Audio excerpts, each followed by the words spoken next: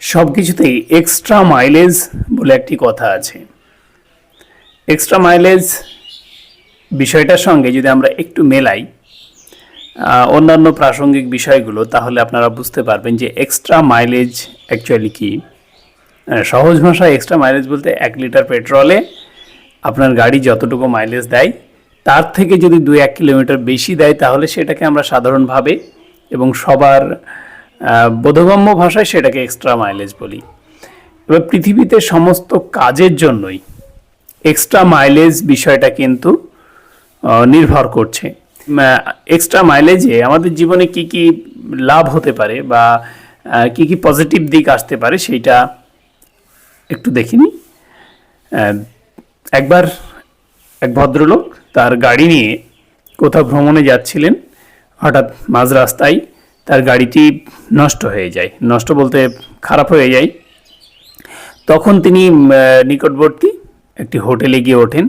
হোটেলে গিয়ে তিনি হোটেল ম্যানেজারকে যখন বলেন যে তার একটি রুম প্রয়োজন, তো ম্যানেজার তার রেজিস্টার চেক করে দেখেন যে ওই মুহূর্তে কোনো রুম খালি নেই।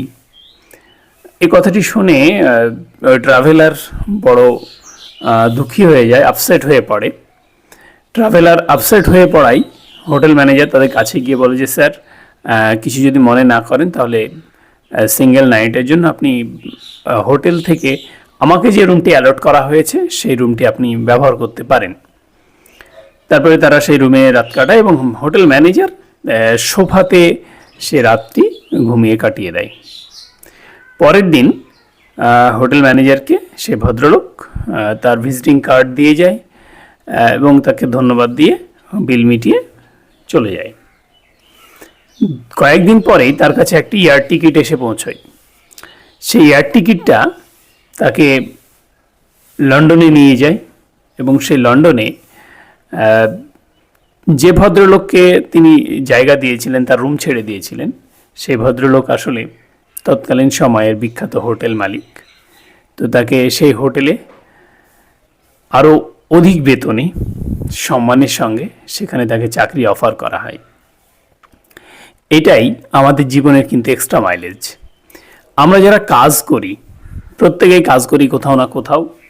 সেই কাজ করার ক্ষেত্রে অধিকাংশ সময় আমরা কি করি, যে আমাদের যেটুকু ডিউটি, মানে যেটুকু ডিউটি সেইটুকুর বাইরে, সেই কাজের বাইরে কোনো কাজ করতে ইচ্ছা প্রকাশ করি না, বা অতিরিক্ত কাজ যখনই আমরা করি বা করতে বলা হয় বা করার সিচুয়েশন তৈরি হয়, সেই সময় আমাদের মনে প্রশ্ন জাগে যে আমাকে তো এই কাজের জন্য এখানে রাখা হয়নি, বা যখন কাজ শুরু করি তখন তো এই ধরনের কোনো কন্ডিশন হয়নি, আমি কেন করব।